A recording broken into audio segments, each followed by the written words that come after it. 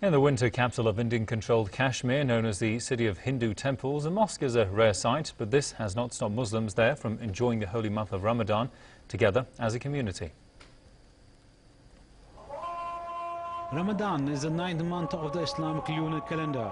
Muslims say it is a time to purify the soul and refocus attention on God. It is time for the Muslims to break their fast on iftar as they are congregated in this mosque. These scenes are rare in the Jammu, winter capital of Indian-administered Jammu and Kashmir, also known as the city of temples.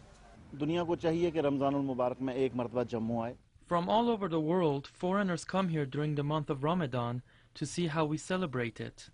Jammu is known for the temples. As almost every corner, one can see a temple.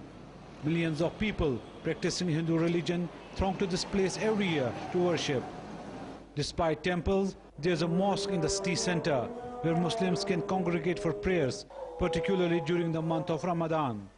Muslim residents believe that this month is very special for them, that can bring them together. We 20-30 people go to each other's home, recite Quran and pray on iftar. That is how we spend time with each other. After breaking the fast, one can see hustle and bustle in the market.